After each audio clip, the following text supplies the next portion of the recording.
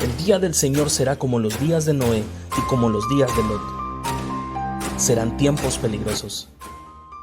El mundo correrá más lejos de Dios y más cerca de la religión. Desde la construcción de Babel, la tierra está dominada por imperios que han esclavizado al hombre, aunque muchas veces no fue consciente de ello. En el libro de Daniel se nos muestran 4 grandes imperios descritos en el sueño del rey de Babilonia. En la visión, Nabucodonosor ve una estatua con cabeza de oro, pecho de plata, cintura de bronce y piernas de hierro.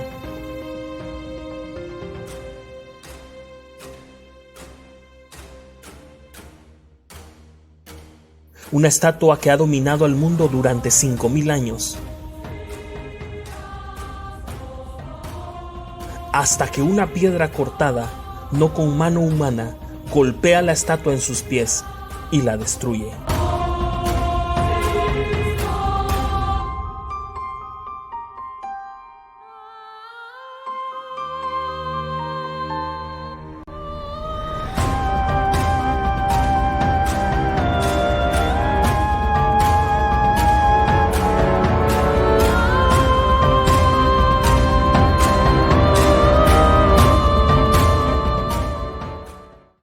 Saludos a todos, Dios les bendiga, bienvenidos a este discipulado de Ministerios Jesús del Centro.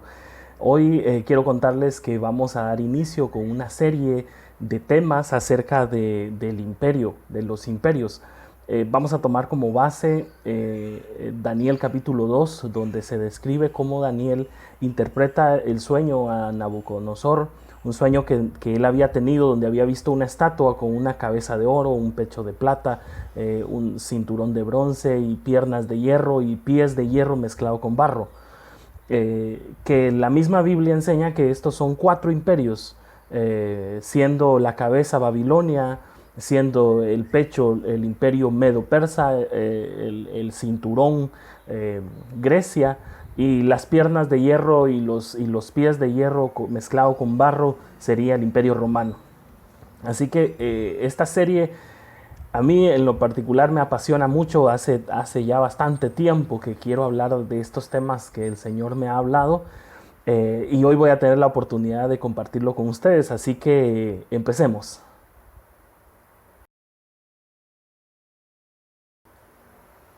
Vamos a ir a la palabra del Señor para poder dar inicio de lleno al tema, y yo les voy a pedir que vayamos a Lucas capítulo 2. Lucas capítulo 2. Este tema que voy a compartirles el día de hoy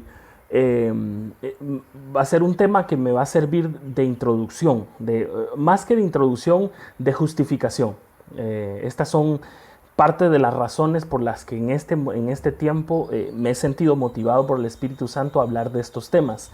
Y es un tema que que se va a llamar el censo de Augusto César. Usted se recordará que cuando fue tabernaculizado Jesús, porque así dice la Biblia, tabernaculizó, es decir, el Espíritu Santo hizo sombra, el Altísimo hizo sombra sobre María y concibió un hijo. En ese entonces, cuando María todavía estaba encinta, dice que Augusto César emitió una orden de censar todo el imperio. Y ese es el tema que vamos a tratar hoy, el censo de Augusto César.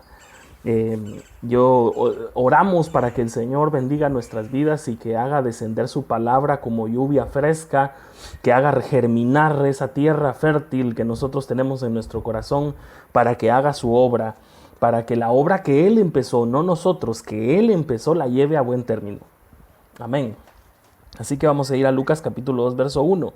Dice, aconteció, en Lucas capítulo 2, verso 1, aconteció en aquellos días que se promulgó un edicto de parte de Augusto César, que todo el mundo fuese empadronado, fuese censado. La palabra empadronamiento es justamente inscribirse en un listado para ser censado, para que las personas aparezcan dentro de ese listado oficial de cierta región. No es solo un padrón electoral, ¿verdad? Sino que se refiere también a poder censar a toda una nación o un pueblo en específico. Aquí estamos hablando del Imperio Romano. Hay un libro que se llama 60 millones de romanos. Es de un escritor inglés donde ahí más o menos él explica que el Imperio Romano en este tiempo llegó a tener más o menos 60 millones de habitantes. Todo el imperio, es decir, todas sus provincias. Y en ese entonces la Judea, digamos la región de Jerusalén, Judea, que se llamaba Judea, estaba bajo el dominio del gobernador de Siria, ¿verdad? Entonces, cuando Augusto César manda a censar todo el imperio, manda a censar todas las provincias de Egipto. Acuérdense que en ese entonces el Imperio Romano era enorme. El Imperio Romano abarcaba todo el Mediterráneo, Europa.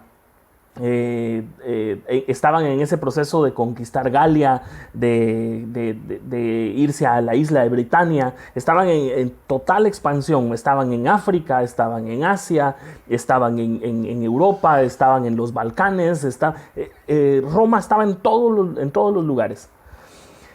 Y cuando censaron llegaron a tener 60 millones de habitantes. Pero esto contando habitantes romanos que se les daba la ciudadanía romana. Solo la urbe, solo la ciudad de Roma, con palabras escritas directamente desde Augusto César, con su puño y letra quizás o a través de alguien, pero él mismo declarándolo, decía que él había censado la ciudad de Roma y solo la ciudad de Roma había llegado a tener de 4 a 5 millones de habitantes. Eso es impresionante porque si lo ponemos en perspectiva para que vayamos viendo un poquito, la ciudad de Guatemala, solo la ciudad de Guatemala tiene 900 y tanto, no tiene ni un millón de habitantes, 950 mil por ahí, más o menos, un aproximado, más o menos, pero no llega al millón, o quizás ahora ya llega al millón, porque yo creo que yo vi una estadística de 2018. Es probable que tal vez ya llegue al millón. Pero la ciudad de Roma, en los primeros años de la nueva era, después de Cristo, tenía 5 millones de habitantes.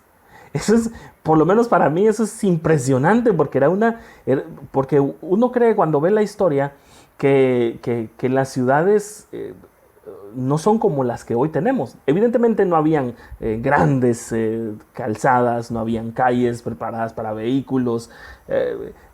Por eso es que cuando uno va a Europa se encuentra con callecitas como callejones y hay restaurantes y hay venta digamos, boutiques. Y son como callejoncitos y las ciudades son preciosas. Precisamente porque en ese entonces no estaban preparadas para eso. Pero que una ciudad, la ciudad de Roma, tuviera 5 millones de habitantes es impresionante. Pero volvamos a la palabra del Señor. En verso 2 dice, este primer censo se hizo siendo Cirinio gobernador de Siria. Esto es lo que yo les decía. E iban todos para ser empadronados, cada uno a su ciudad.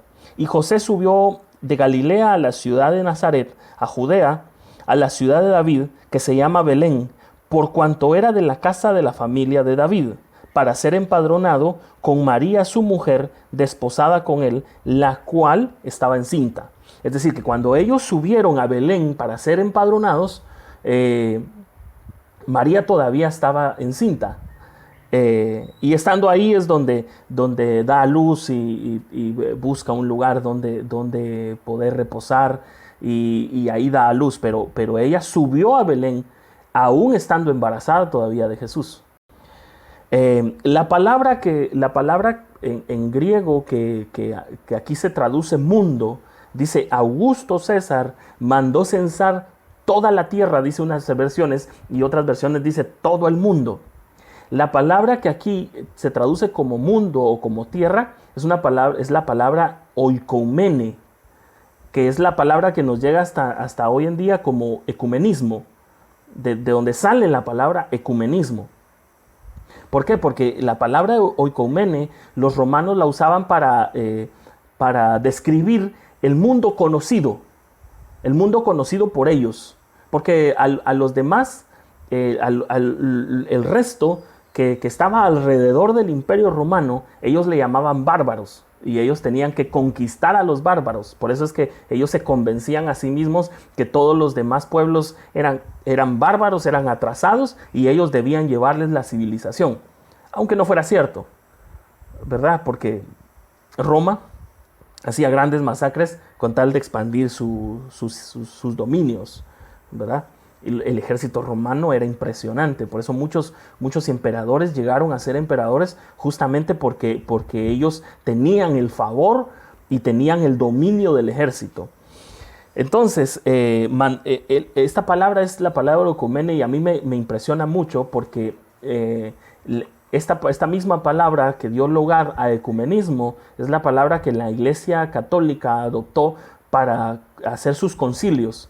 Cada concilio que la Iglesia Católica empezó a hacer después, en adelante, desde que se fundó en el siglo III con Constantino, tal vez me equivoco, no sé si es siglo III o siglo IV, pero después de que fue Constantino el que la sacó,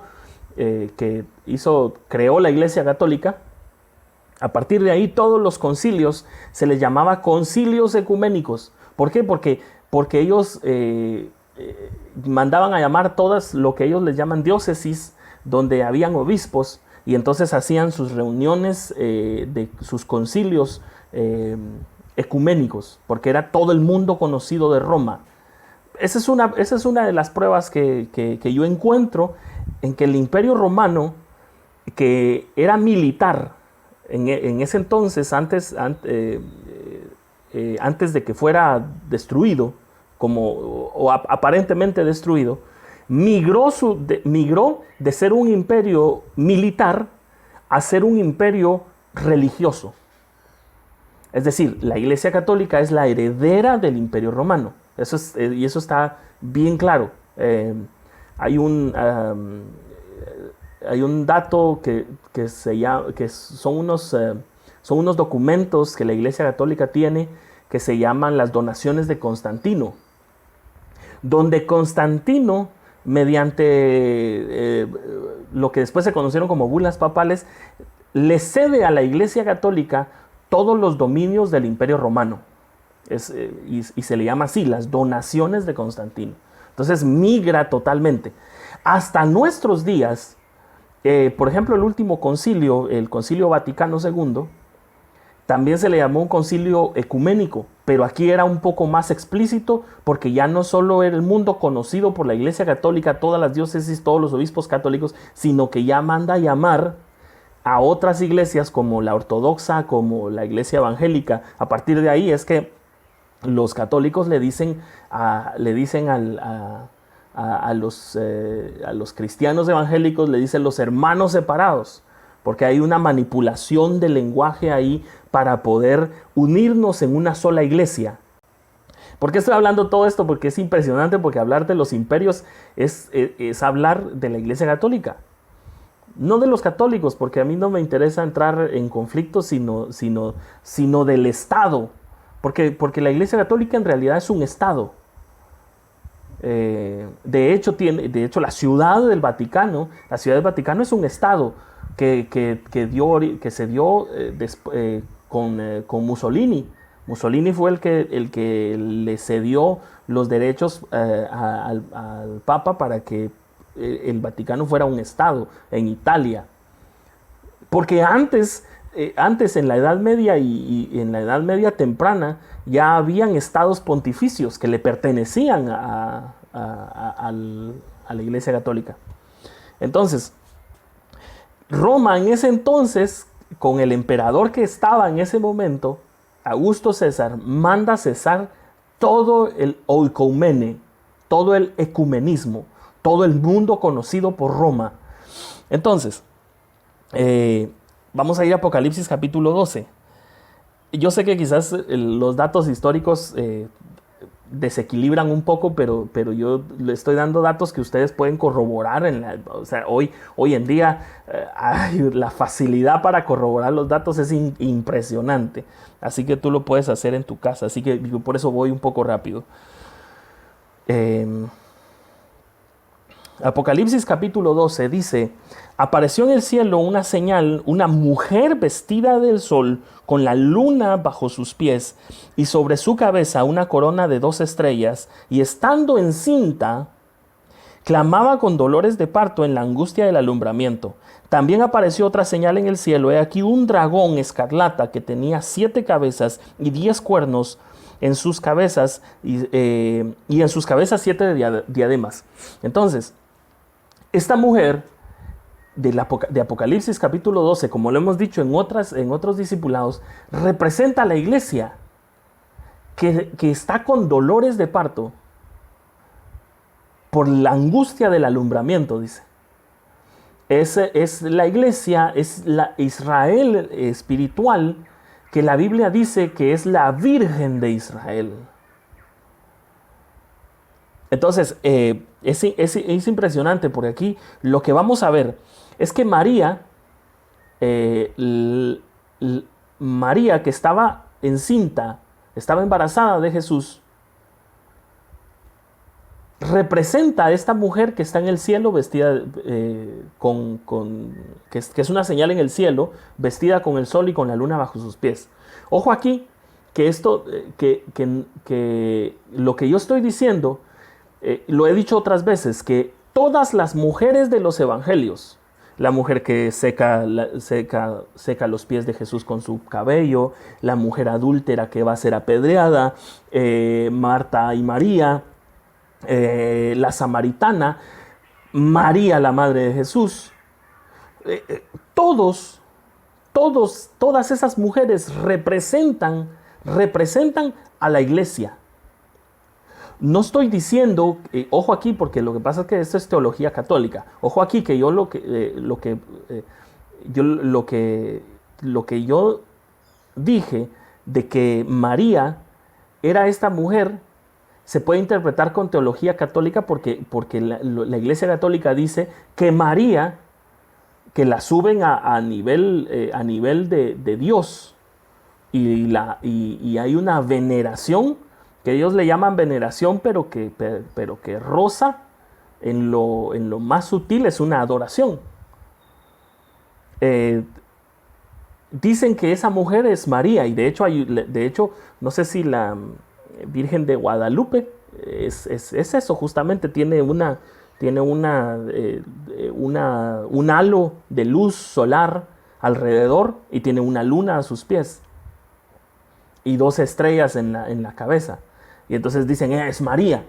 No, no es María, es la iglesia, pero representada representada por María en este momento, que María lleva a Jesús en su vientre. Porque María llevaba a Jesús en su vientre como una primicia, porque Jesús es la primicia. Entonces, hoy en día la iglesia de Cristo, que no es una institución humana, sino es un organismo, es totalmente diferente, porque un organismo tiene vida y se compone por células vivientes, que somos nosotros, que somos los hijos de Dios, los que hemos nacido de nuevo. Entonces, esta mujer que llevó a Jesús en su vientre representa a esta mujer que está en el cielo, que es la iglesia, vestida de sol con la luna debajo de sus pies. Y lo he dicho otras veces, eso representa religiones solares y religiones lunares. Es decir, esta mujer no está en óptimas condiciones, está en el cielo porque se congrega en el cielo, pero está contaminada de religiones solares y contaminada de religiones lunares. Adora el sol, adora la luna, adora las estrellas, no adora a Dios. Pero de en medio de eso, por medio de los dolores de parto, Dios está preparando una primicia a la manera de Jesús.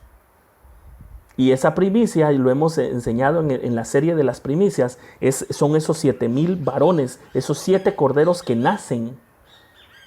de la Virgen de Israel. Dio a luz 7, dice Jeremías. Antes de que estuviera de parto, dio a luz. Es Israel, es la iglesia que da a luz unas primicias que van a ser arrebatadas para el trono de Dios. Entonces, esto yo lo dejo bien claro porque yo no estoy diciendo que María sea esta mujer. Esta mujer es la iglesia. Pero todas las mujeres de los evangelios, lo vuelvo a repetir, todas las mujeres de los evangelios representan un aspecto de la iglesia, una condición de la iglesia, una condición de una mujer orgullosa, de una mujer humillada, de una mujer enferma, de una mujer encinta. Un aspecto de la iglesia, que todas estas mujeres representan un aspecto de la iglesia. Ok, entonces en este sentido, la mujer que es la iglesia de Cristo está en el cielo con dolores de parto. Y el hijo que lleva en el vientre, que en ese momento era Jesús, ahora son las primicias que están por nacer. Y el dragón que se para enfrente para comer el hijo de esa mujer, porque dice... Dice, verso 4 del Apocalipsis 12, y su cola arrastraba la tercera parte de las estrellas del cielo y las arrojó sobre la tierra, y el dragón se paró frente a la mujer que estaba para dar a luz a fin de devorar a su hijo tan pronto como naciese. Entonces esta bestia que se para enfrente de la mujer para comer ese hijo que va a nacer,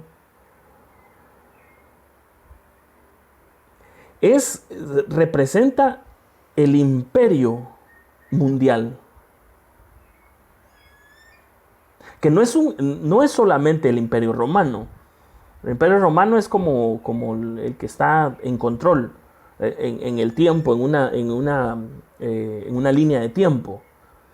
Porque lo vamos a ver cuando empecemos a ver directamente el tema de la estatua, pero si la cabeza de oro representa a Babilonia, el pecho representa a los medo-persas, el cinturón a los romanos a los griegos, y las piernas de hierro a los romanos, toda la estatua todavía está en pie.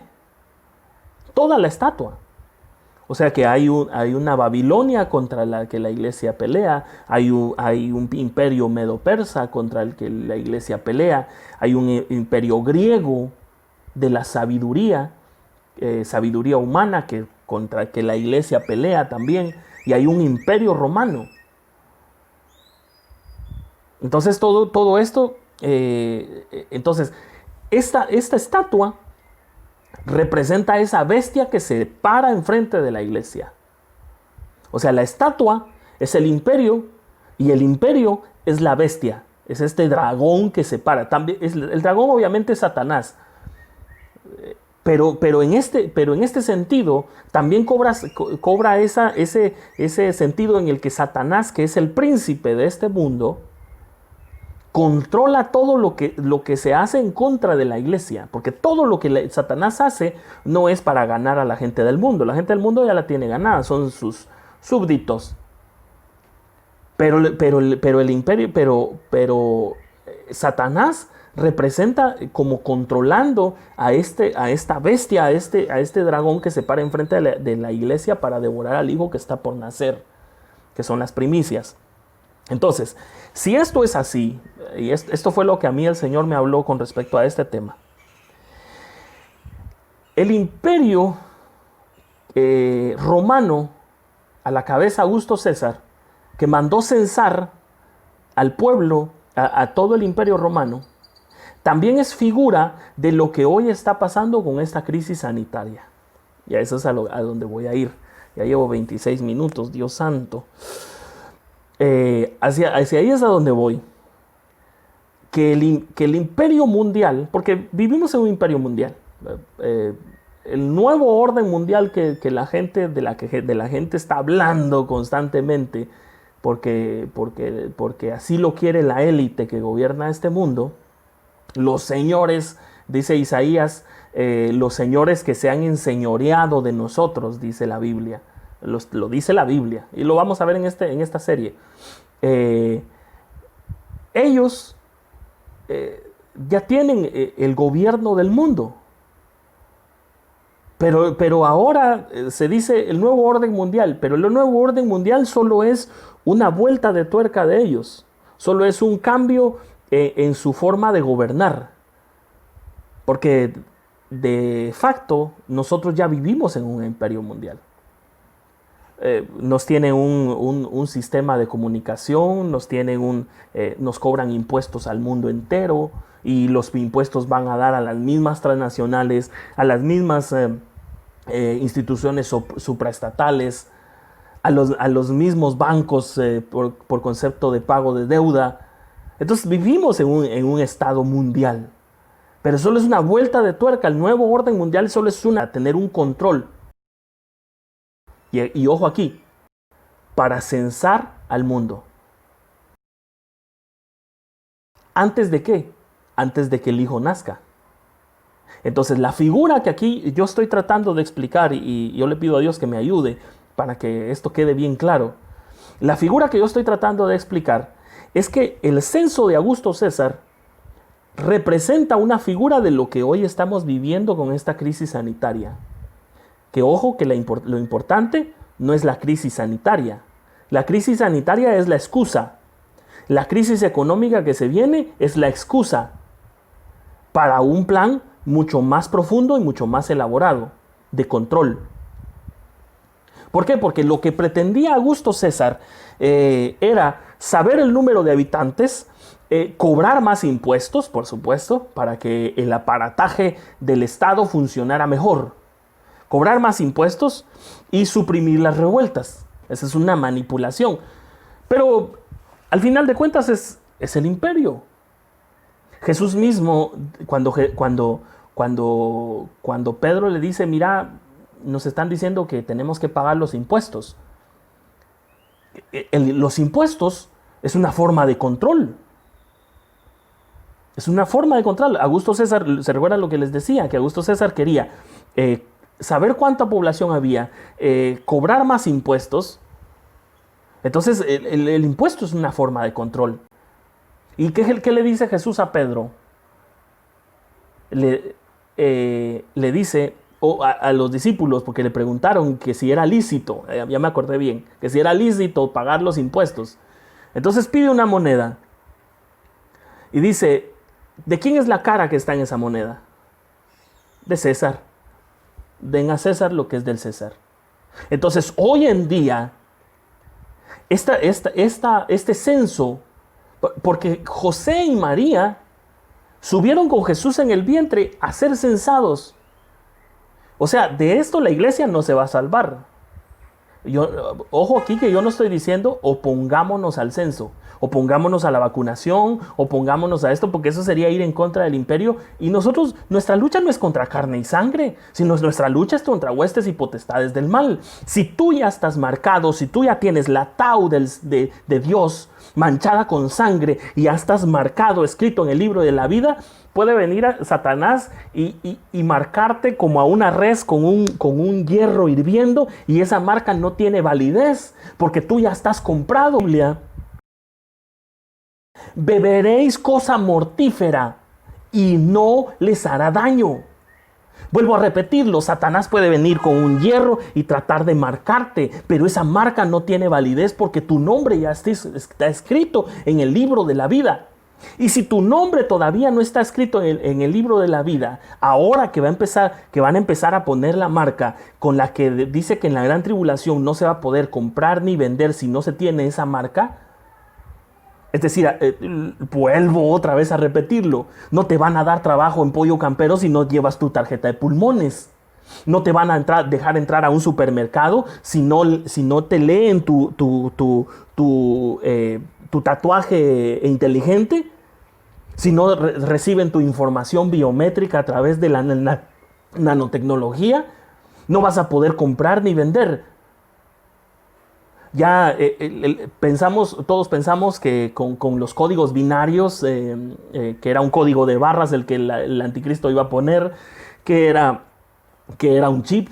Ahora ya no es un chip, sino que es una nanotecnología, que ahora que es un implante, porque la tecnología va avanzando. Y Satanás se va a valer de esa tecnología porque es sabiduría humana. Y la sabiduría humana es natural y diabólica. Entonces no se va a poder comprar ni vender. Pero ahora que tú estás a tiempo todavía, que la puerta del arca está abierta para que tú y los tuyos entren, porque tú puedes hacer un arca para la salvación de tu familia. En este tiempo todavía tú puedes dejar que Dios te marque para que si viene cualquiera que te quiera marcar, ya no tenga validez. Porque Dios va a cuidar a los suyos. Si Dios no proveyera a los suyos, sería como un infiel, porque así dice la Biblia, el que no provee para los suyos es un infiel, y Dios no es un infiel.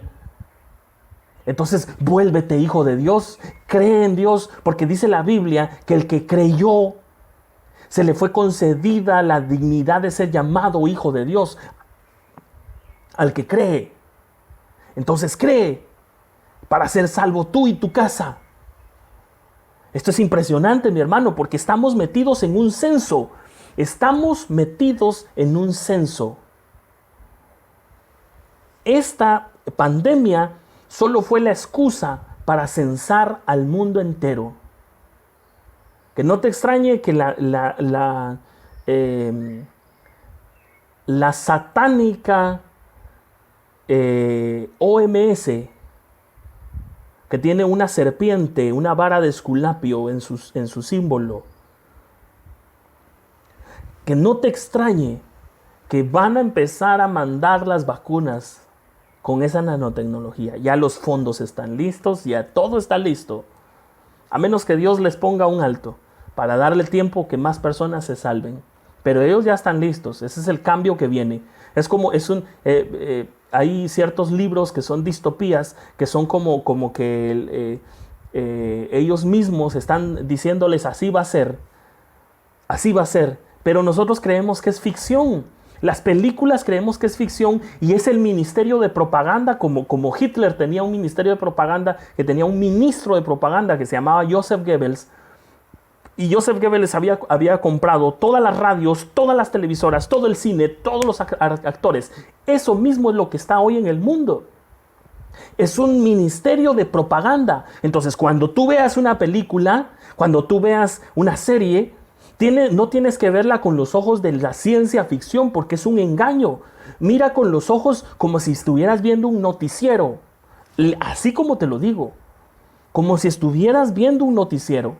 Porque el mundo se tiene que poner como en los días de Noé y como en los días de Lot. Donde incluso dice que en los días de Noé dice que habían gigantes. Había manipulación genética. Y hoy en día, en los años 90, no sé si ustedes se recuerdan, clonaron una oveja. ¿Será que esos científicos dejaron de investigar? No, ellos siguieron investigando. Hoy en día ya pueden hacer clones humanos. De hecho, yo estaba leyendo una noticia, quizás la voy a poner ahí, porque ellos solo van dando pinceladas, donde dice que ya pueden hacer quimeras.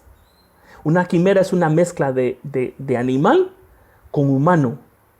O sea, de animal bestia y animal humano. Y hacer una mezcla. Sí. Entonces las quimeras de antes en las mitologías, porque nos llegan a nosotros como mitología, pero quizás es verdad. Habían hombres con alas, habían leones con cara de caballo o al revés, o los hipogrifos, ¿verdad? Que eran como caballos con alas. Entonces había una manipulación genética que hoy en día se está dando. Yo voy a tratar la manera de ponerte ahí algunas noticias que yo he puesto. Porque es un sistema, porque lo que nos llega a nosotros es un sistema de información. Es un sistema de propaganda. Todo esto que pasó con el coronavirus es un sistema de propaganda. Se propagó en todo el mundo el temor y el miedo. Y los gobiernos títeres, lo que hicieron fue agravar la situación para que les autorizaran los préstamos del Fondo Monetario Internacional, de todos esos bancos internacionales, el Banco de Pagos Internacionales, todos esos bancos que ya tenían los fondos desde el 2017 para préstamos para pandemias. Eso no es casualidad, eso no es casualidad. Entonces, gobiernos como el de nuestro país propició que la crisis se agravara, porque si se agravaba la crisis, le autorizaban los préstamos. Y esos préstamos, mi hermano, cualquiera que investigue un poco acerca de los préstamos que vienen del Banco Internacional, del Banco Mundial y de todas esas instituciones transnacionales y supraestatales, se sabe que ese dinero ni siquiera entra a las arcas del Estado, mi hermano. No entra a las arcas del Estado. Se va a empresas privadas que le prestan un servicio al Estado, y después la población se queda pagando los impuestos. En ese mundo vivimos. ¿La iglesia se puede oponer? No. Como José y María, José y María con Jesús en el vientre tampoco se opusieron para ser censados. Es decir, es probable que a ti te obliguen a ponerte la vacuna. Y no te vas a pelear con la policía y que te van a arrestar, porque a eso va a llegar. O tal vez no te van a arrestar, pero no te van a dejar comprar comida. Si no te van a dejar entrar a la maxi despensa si antes no te leen. Porque ya lo están haciendo. Ahorita están tomando temperatura, pero después van a tener un escáner donde van a leer tu información biométrica y van a ver si estás enfermo o no. Y no te van a dejar entrar a comprar si no aparece nada en tu información.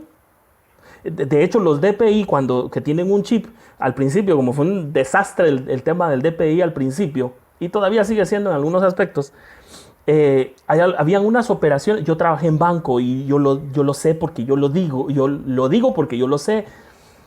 Habían DPIs que se introducían en un aparato, y si en el chip no aparecía información, no se le podía atender a la persona. Y como fue un desastre, todos los primeros DPI no tenían nada de información en el chip. El chip estaba de adorno. Literalmente el chip estaba de adorno. Entonces lo mismo, este cambio que se está dando es justamente para tener controlado. Pero aquí voy con la última cita. Juan capítulo 8, 33 al 36. Le respondieron: linaje de Abraham somos y jamás hemos sido esclavos de nadie. ¿Cómo dices tú, seréis libres? Jesús le respondió: de cierto os digo que todo aquel que hace pecado, esclavo es del pecado. Y el esclavo no queda en la casa para siempre, el Hijo sí queda para siempre. Así que si el Hijo os libertare, seréis verdaderamente libres. Entonces, muchas personas dicen: nosotros no somos esclavos, pero le dan sus libertades al Estado para que los proteja. Pero nosotros, que somos hijos de Dios, esperamos en aquel que verdaderamente nos puede hacer libres, que es Cristo. Por eso tú, para ser verdaderamente libre, tienes que creer en Él. Y cualquier marca que te quieran poner, cualquier cosa mortífera que tomes, ya estás marcado con la marca de Dios, y tu nombre está escrito en el libro de la vida, y ante eso nadie podrá hacerte ningún mal. Te podrán obligar a ponerte cierta vacuna, a hacer ciertas cosas, a censarte, a tenerte controlado. Pero no te pueden quitar la marca cuando ya tú eres hijo de Dios. Aunque vivamos en distopías como la de George Orwell, con su libro 1984, donde estaba controlado el mundo entero, de donde viene el término de gran hermano. Aunque estemos controlados y nos vean por teléfonos inteligentes y nos controlen nuestras tendencias, nuestros gustos, todo, que nos tengan bien controlados y bien mapeados, si tú eres hijo de Dios, nada de esto. 10,000 caerán a tu derecha y 1,000 a tu izquierda, y a ti no llegará. Así que dice la palabra del Señor en Isaías 61:3, dice: levántate y resplandece. ¿A quién? A la iglesia. Porque nosotros vamos a resplandecer mientras que el mundo se está derrumbando. Dice también Lucas capítulo 21, verso 28, dice: erguíos y levantaos. Cuando todas estas cosas acontezcan, erguíos y levantaos, porque vuestra redención está cerca. Nuestra redención completa, definitiva, está cerca. Y por eso se está dando hoy en día una versión moderna del censo de Augusto César. Voy rápido para poder terminar. Mateo 5. Mateo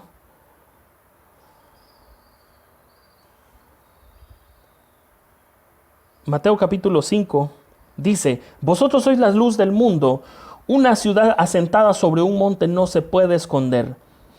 Entonces, la iglesia está sentada sobre un monte, sobre el monte Sión. Y si está sentado en un monte, nosotros somos luz para el mundo. Aunque el mundo la ignore, pero somos luz mientras que alumbremos. Pero el que no sube al monte está en el valle de la decisión, está en el valle de los huesos secos y está en el valle de sombra de muerte. Por eso nosotros tenemos que subir al monte de Sión para no estar en el valle de sombra de muerte, donde en el valle de sombra de muerte la peste alcanza. Por eso tú no te puedes quedar en el valle, porque la peste te puede alcanzar. Tienes que subir al monte de Dios, tienes que subir al monte de Sión.